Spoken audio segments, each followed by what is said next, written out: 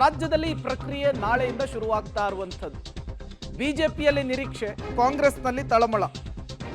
Booth ಮಟ್ಟದಲ್ಲಿ ಕೇಸರಿ ಕಾಂಗ್ರೆಸ್ ಬಿಎಲ್ಒಗಳು ಸಜ್ಜಾಗ್ತಾ ಇದ್ದಾರೆ. ರಾಜ್ಯದಲ್ಲಿ ಸುಸೂತ್ರವಾಗಿ ಎಸ್ಐಆರ್ ನಡೆಯುತ್ತಾ? ಮತ್ತೊಂದು ಸುತ್ತಿನ ರಾಜಕೀಯ ಯುದ್ಧಕ್ಕೆ ಇದು ವೇದಿಕೆ ಆಗುತ್ತಾ? ಪ್ರಶ್ನೆ, ಕುತೂಹಲ ಇದೆ.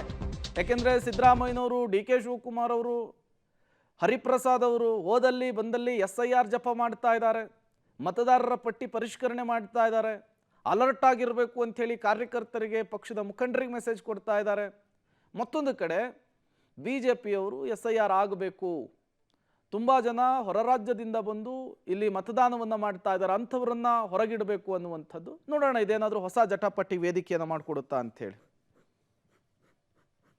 ನಡೀತದಲ್ಲ, ಬಹಳ ಎಚ್ಚರಿಕೆ ವಹಿಸಬೇಕು. ಎಲ್ಲ ಕೆಲಸನೂ ಬದಿಗೊತ್ತಿ ಬಿಜೆಪಿಯವರ ಕುತಂತ್ರ ಇದೆಯಲ್ಲ, ಮೋದಿಯವರ ಕುತಂತ್ರ ಇದೆಯಲ್ಲ, ಅದು ಎಲ್ಲ ಜನರಿಗೆ ಬಯಲಾಗತಕ್ಕಂಥ ಕೆಲಸವನ್ನು ಮಾಡಬೇಕು. ನೀವು ಜಾಗೃತಿ ವಹಿಸದೆ ಹೋದ್ರೆ ನಿಮ್ಮ ಮಾರಣ ಹೋಮ ಆಗ್ತದೆ ಅಂತಕ್ಕಂಥದ್ದನ್ನು ಅರ್ಥ ಮಾಡ್ಕೋಬೇಕು. ನಿಮ್ಮ ಮಾರಣ ಹೋಮ ಆಗುತ್ತದೆ.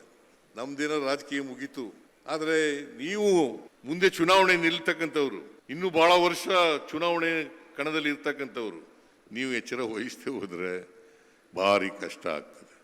ನಾವ್ಯಾರು ಸಹ ಪರಿಷ್ಕರಣೆ ಮಾಡೋದ್ರಲ್ಲಿ ನಾವು ವಿರೋಧಗಳಿಲ್ಲ. ಆದರೆ ನೀವು ಅರ್ಹ ಮತದಾರರನ್ನ ಜಾತಿಯ ಆಧಾರದ ಮೇಲೆ ಮತದಾರರ ಪಟ್ಟಿಯಿಂದ ಕೈ ಬಿಡ್ಲಿಕ್ಕೆ ಆಗೋದಿಲ್ಲ.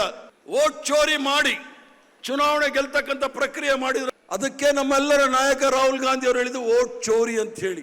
ಭಾರತೀಯ ಜನತಾ ಪಾರ್ಟಿ ಅಥವಾ RSS ಅವರಿಗೆ ಸಂವಿಧಾನದ ಮೇಲೆ ನಂಬಿಕೆ ಇಲ್ಲ. ಇವರು ಅದರ ಅನುಕೂಲಕ್ಕಾಗಿ ಈ ಒಂದು ವಿಶೇಷ ಸಮಗ್ರ ಪರಿಷ್ಕರಣವನ್ನು ಮಾಡಿ ಅವರಿಗೆ ಬೇಕಾಗದೇ ಇರತಕ್ಕಂಥ ಎಲ್ಲರ ಹೆಸರನ್ನು ಮತಪಟ್ಟಿಯಿಂದ ಕೈ ಬಿಡ್ಲಿಕ್ಕೆ ಪ್ರಯತ್ನ ಮಾಡ್ತಾ ಇದ್ದಾರೆ. ಕಾಂಗ್ರೆಸ್ ಪಕ್ಷದ ಕಾರ್ಯಕರ್ತರು ಇದು ಎರಡನೇ ಸ್ವತಂತ್ರ ಹೋರಾಟ ಅಂತ ತಿಳ್ಕೊಳ್ಳಿ. ಪ್ರತಿ ಮನೆಗೆ ಹೋಗಿ ಜಾಗೃತಿ ಮೂಡಿಸಿ.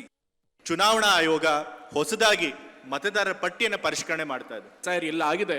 ಅಲ್ಲೆಲ್ಲ ದೊಡ್ಡ ದೊಡ್ಡ ದಿಗ್ಗಜರು, ಅತ್ಯಂತ ಮಹಾರಥರು ಕೂಡ ಇವತ್ತು ಈ ಒಂದು ಮತದಾರ ಪರಿಷ್ಕರಣೆಯಿಂದಾಗಿ ತಮ್ಮ ಚುನಾವಣೆಯಲ್ಲಿ ಸೋಲನ್ನು ಅನುಭವಿಸಿದ್ದಾರೆ.